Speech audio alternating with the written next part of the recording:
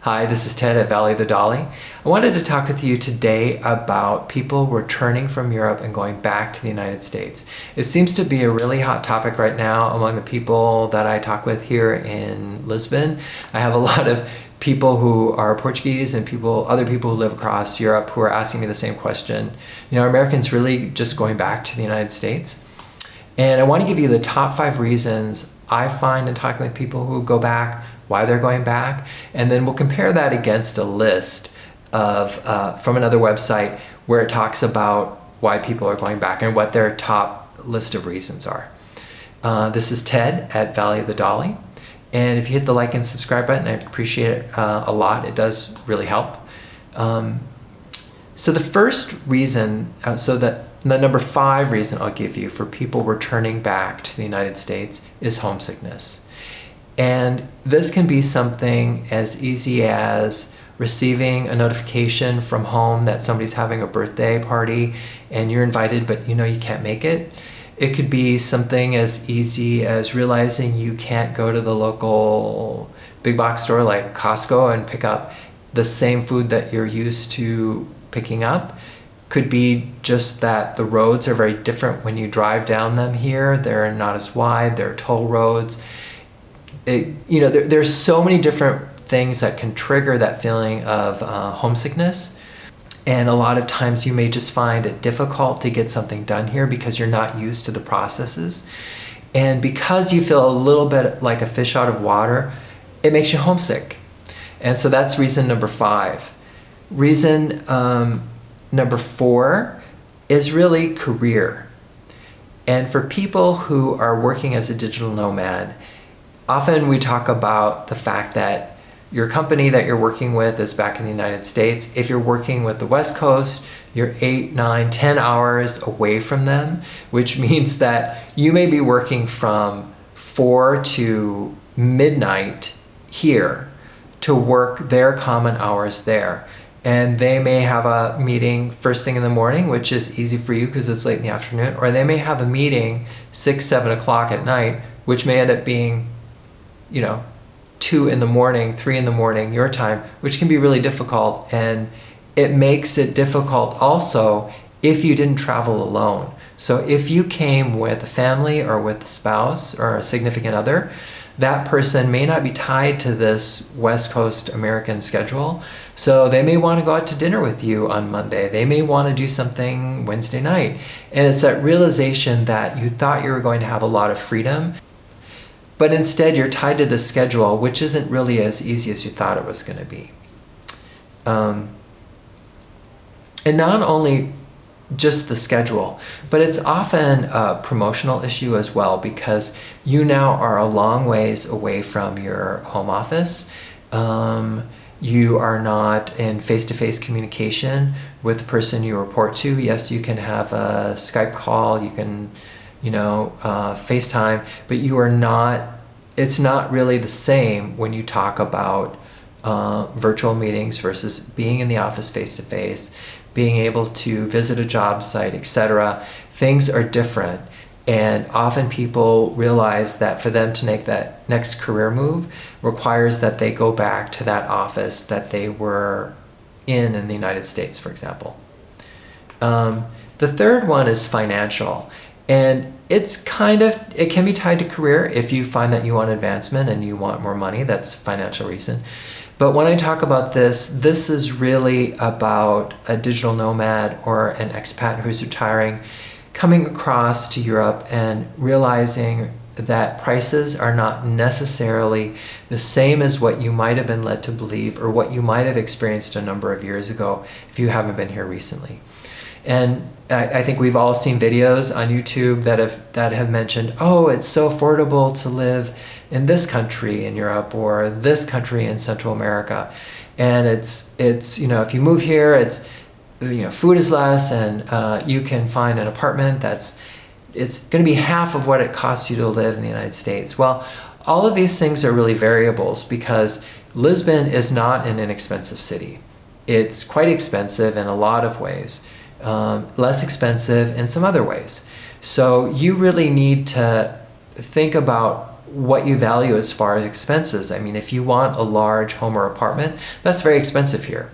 If you are talking about going out for dinner, that might not be more expensive than going out in the United States. So there are a lot of variables that go into figuring that out. And beyond that, there are a lot of financial issues that you need to think about, because a lot of people will pay somebody to assist them with getting a visa. They'll pay for a lawyer to help find them a property here. And things like buying a home here is very different than buying a home in the United States. The fees are different. How you find the property is different. Loans are structured here differently. Most loans here are adjustable rate mortgages that float with the current rate provided by the European Central Bank. You can find a fixed loan, which is often 2 years or 5 years fixed. You may find some that are fixed longer, but that is not common, especially in Portugal. And I have friends who bought an apartment at the beginning of COVID, and now they're paying more than 60% more for that same mortgage just a couple years later, once the fixed rate ended. So yes, you can find that rates, have gone up. It's become more expensive to buy a property here. And if you do get a fixed, long-term fixed mortgage, you'll find that there is a cancellation fee that comes with this. So if you got a 20-year mortgage and you decided to cancel it early, you would most likely be required to pay at least a 2% fee for canceling that mortgage early. So there are a lot of things that you need to think about before you buy here. The market's just different. How long it may take you to sell that property is different. And you just have to understand that things do not really work here exactly the same as they might in the United States or your home country. That also goes with taxation. Taxes, if you're a US citizen, you still have to pay taxes to the United States, plus pay taxes overseas in a lot of cases. So those are things that you also need to think about when you're moving, and what the implication of that is. And you may not really know until you've been here a while. But if you're looking at starting a business, you have to really think about where that business is centered, and you may need to set that up before you move. So there's just a lot of things you want to think about, and go through a checklist of those before you actually move. It's not the end of the world, but you do want to stop and look at those things. The fourth is health and health services. And I'll make a video later on this just about my own challenges that I found in this, and I'll explain that. But as just a general thing, I do find people have cited this when they've gone back, and a lot of it is because in Portugal, English is a second language. It's not the first language. And you may be used to things working a certain way regarding healthcare in the United States, and it may not necessarily be the same here for you when you get here. And it's a great healthcare system, but it is different. And you'll have to adjust to that. So you have to adjust to communication. You may be concerned or worried about having a network of friends to fall back on, or provide you with assistance in navigating the system. So there are service providers here who can help you navigate the system. There are ways around it, and there are solutions.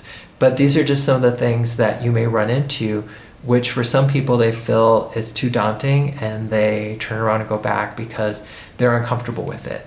But if you work through it, you'll find that you can succeed, and you can definitely make it work and work for you. The fifth one is friendship and community. And the reason I make this the most important point is because I think you got to have friends. And if you have friends, family, or community, you can really make it through a lot of tough times. And to build that friendship and community, that network, if you've been living in the US your entire life, 100 miles away from where you grew up with a network of friends and family who are right there. You may not even think about it. You don't even second guess it. You have a network of friends that you can fall back on and rely on. People, you may go to this person for this question regarding law, this person for healthcare. You may ask advice for this person for different topics. And here you have to rebuild that network. And it is a fun and wonderful experience to meet all of these new people. So it's not necessarily a negative, but it is something that I really advise you to take seriously and build as soon as you get here. So for example, we used a Facebook community, and they had great information on how to move to Portugal.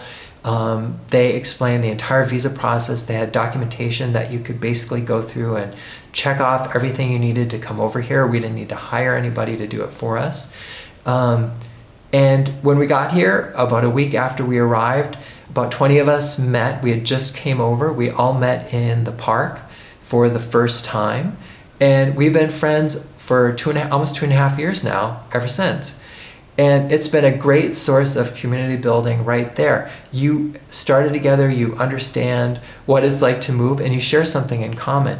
And you develop Portuguese friends together, you expand your network, and you have somebody to rely on if you have questions about, you know, a doctor or where to find a lawyer or all of these different questions that come up. What's a great grocery store, a restaurant, any of these things. You can rely on your friends for advice. And so that kind of thing is great. Another way of doing this is really to go after at least 2 groups or 2 activities. So I suggest, for me, I took up tennis again, which I absolutely loved, found a really great group of guys and developed a network of friends right there.